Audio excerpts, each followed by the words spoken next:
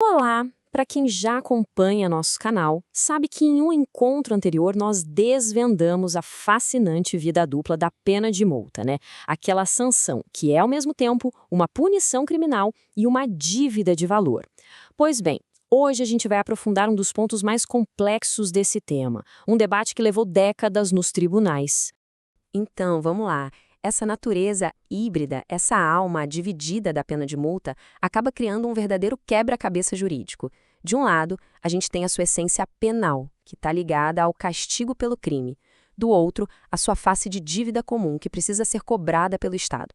E é exatamente dessa dualidade que nasce o nosso problema de hoje. E a questão central que fica é essa: quando o Estado perde o direito de executar essa multa, qual relógio a gente deve usar afinal? O cronômetro do Código Penal ou o calendário da legislação fiscal?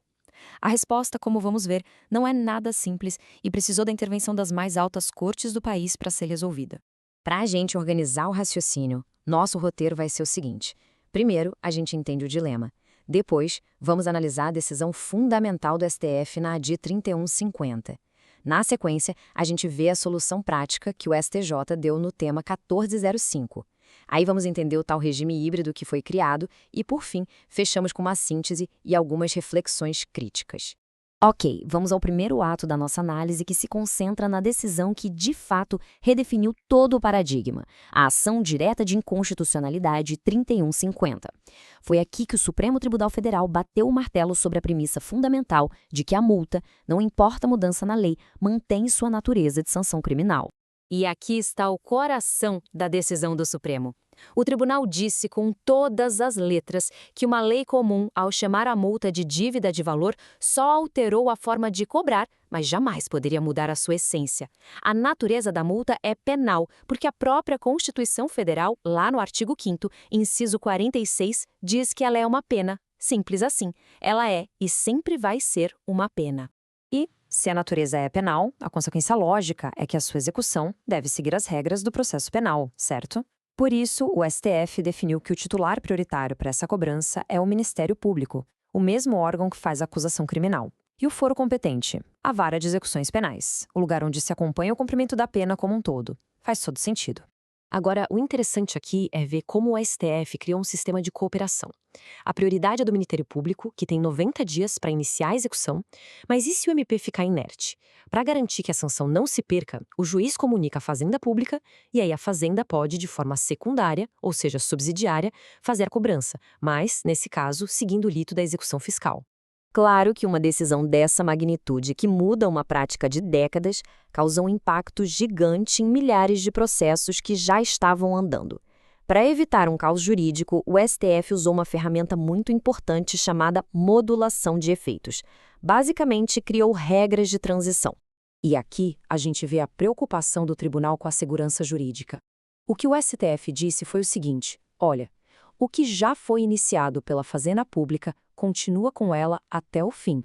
Validamos o passado. Agora, daqui para frente, para todas as novas execuções de multa, a regra nova, com a prioridade do MP, passa a ser obrigatória. Certo. Agora vamos para o segundo ato. O STF definiu a natureza da multa e quem cobra. Mas e a prescrição, como fica? Essa foi a missão do Superior Tribunal de Justiça, o STJ, que no tema repetitivo 1405 teve que montar as peças finais desse quebra-cabeça. Mas antes de avançar, uma distinção técnica que é fundamental. A gente não está falando aqui da prescrição da pretensão punitiva, que é o prazo que o Estado tem para processar e condenar alguém. Esse prazo morre com o trânsito em julgado. A nossa discussão é sobre a prescrição da pretensão executória. Ou seja, uma vez que a condenação é definitiva, qual o prazo que o Estado tem para de fato cobrar aquela pena de multa que já foi aplicada? É aqui que mora todo o debate. Então a pergunta que chegou ao STJ foi exatamente esta. Ok, se a multa é penal na sua essência, como disse o STF, mas o artigo 51 do Código Penal manda aplicar as normas da legislação relativa à dívida ativa, como a gente compatibiliza isso na hora de contar a prescrição? Usamos o Código Penal, o Código Tributário ou uma mistura dos dois? E a solução do STJ foi, digamos, bastante criativa. O tribunal criou o que a gente pode chamar de um regime híbrido. Foi uma construção da jurisprudência que buscou harmonizar esses dois mundos, o penal e o fiscal, aplicando o que cada um tem de mais específico para resolver o problema. Prestem bem atenção nesta tabela, porque ela é a síntese perfeita da decisão do STJ. Para o prazo em si, ou seja, o tempo de vida da pretensão executória, aplica-se o Código Penal lá no artigo 114.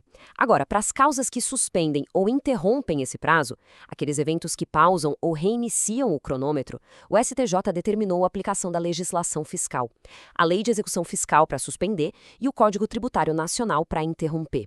A lógica para a primeira parte desse sistema é bem direta. Se o STF disse que a alma da multa é de sanção criminal, então o seu prazo de existência, o seu tempo de vida, tem que ser regido pela lei que rege as sanções criminais, ou seja, o Código Penal. É uma questão de pura coerência com a natureza do Instituto. Mas aí fica a pergunta, por que usar as regras fiscais para suspender e interromper? Primeiro, porque o próprio artigo 51 do Código Penal aponta para essa direção. E segundo, e talvez mais importante, o STJ aplicou aqui o princípio da proporcionalidade. O tribunal entendeu que acumular as regras de interrupção do Código Penal com as da legislação tributária criaria um cenário onde a multa seria quase imprescritível, um prejuízo totalmente desproporcional ao condenado. Seria pegar o pior dos dois mundos. Então, o STJ escolheu aplicar apenas as regras fiscais. Bom, chegamos ao final da nossa análise. Vamos agora consolidar tudo o que aprendemos e refletir um pouco sobre as implicações desse sistema tão complexo que foi construído pelos nossos tribunais superiores. Então, para não restar nenhuma dúvida, para fixar de vez a matéria, hoje a prescrição da pena de multa é governada por estas 4 regras de ouro. Sua natureza é, inegavelmente, de sanção criminal. O prazo para sua execução é ditado pelo Código Penal, as pausas e os reinícios desse prazo seguem a legislação fiscal e, por fim, a responsabilidade principal pela cobrança é do Ministério Público, lá na Vara de Execuções Penais. E tudo isso nos deixa com uma reflexão final, que é muito importante. Essa solução, que busca pedaços de leis diferentes para construir um novo regime, é a melhor resposta?